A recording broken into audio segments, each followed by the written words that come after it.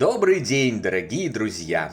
Приветствую вас на очередной лекции канала «Жизнь после жизни есть, я знаю», который посвящен доказательствам жизни после смерти и устройству потустороннего мира, куда каждый из нас попадает по завершении своего земного пути, где и воссоединяется со своими ранее усопшими родными и любимыми и продолжает бесконечное путешествие по нашей прекрасной и удивительной вселенной.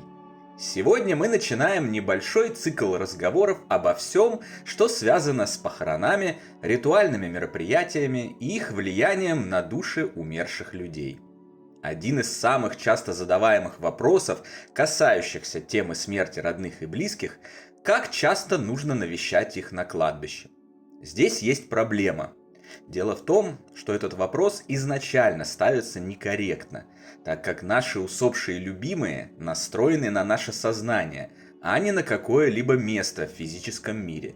В норме с момента смерти их биологических тел в физическом мире наших близких уже нет.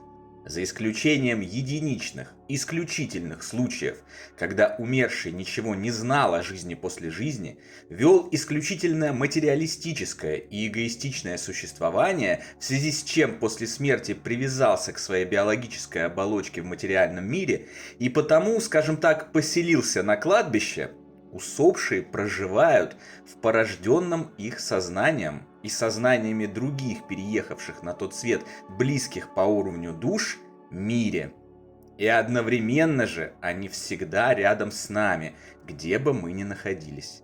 Именно сознания первичны, и именно они осуществляют связь между живущими и умершими.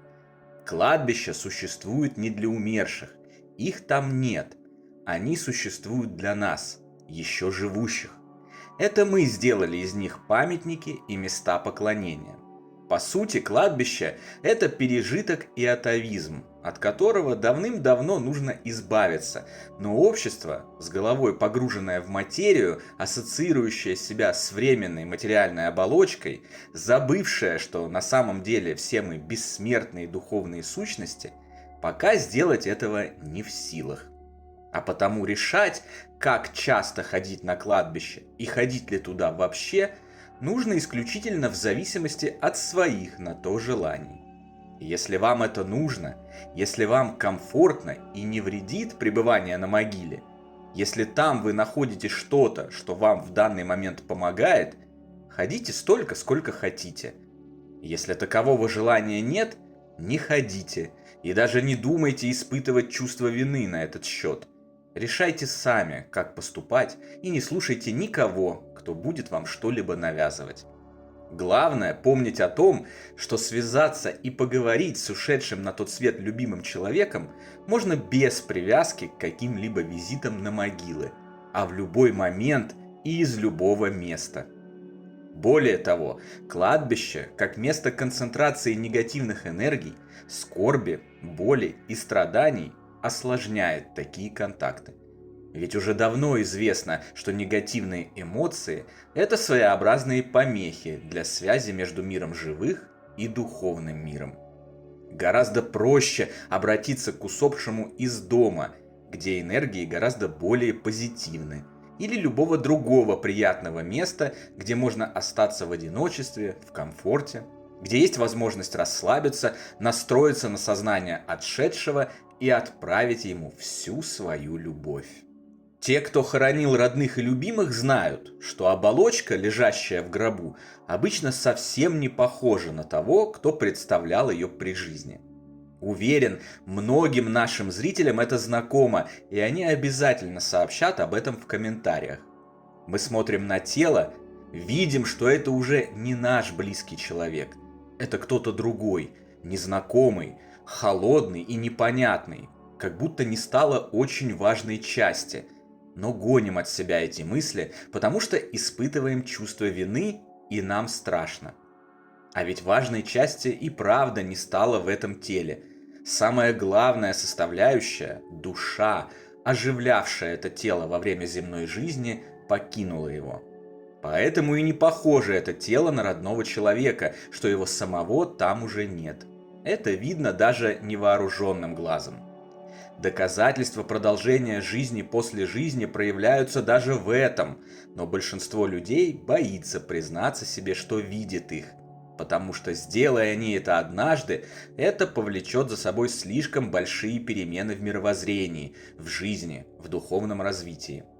Кроме того, сопротивляются и окружающие их друзья, знакомые и коллеги, при одном намеке на открытие духовного мира, отправляющие к врачам за таблетками, а порой и вовсе в дурдом. Со всем этим довольно сложно бороться. Гораздо проще принять существующие правила игры, что большинство и делает.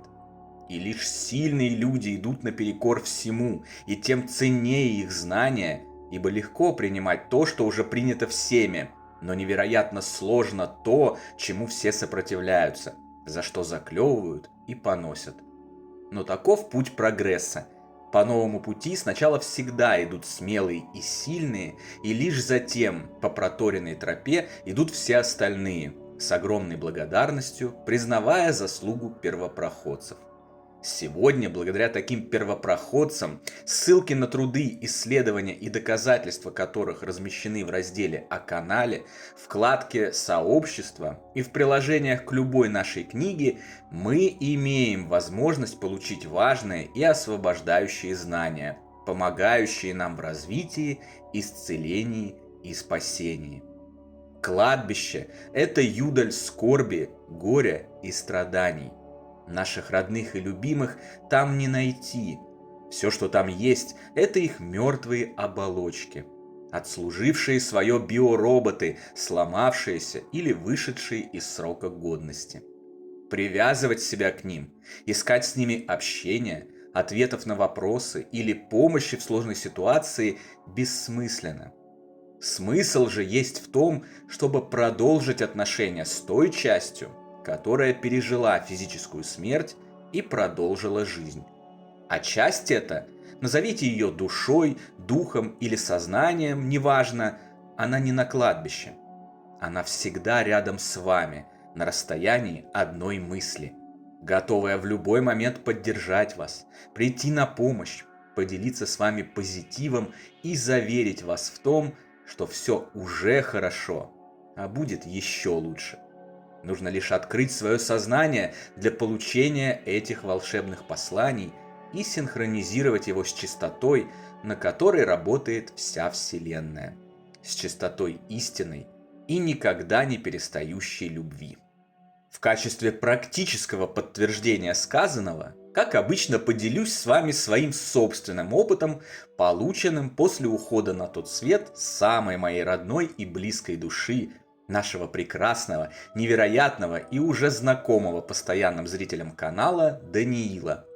В нашей первой книге «Жизнь после жизни есть, я знаю. Путешествие скептиков в потусторонний мир» я обобщил накопленные человечеством к текущему моменту знания об обязательном выживании личности после смерти биологического тела и свой личный опыт.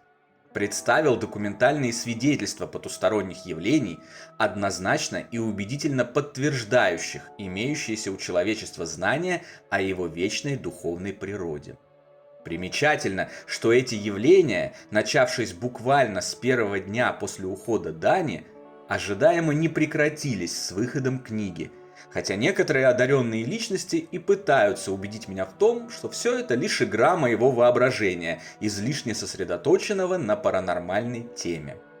Интенсивность посланий с того света несколько снизилась по истечении полугода с момента переезда Дани в духовный мир, но не сошла на нет, а зафиксировалась на определенной периодичности. Продолжили появляться отпечатки на запотевших окнах, образы сердец во всем, что меня окружает и что мне встречается. Продолжили происходить удивительные встречи во снах, передача потусторонних посланий, знаний. Продолжили происходить так называемые чудеса и в физической реальности и так далее.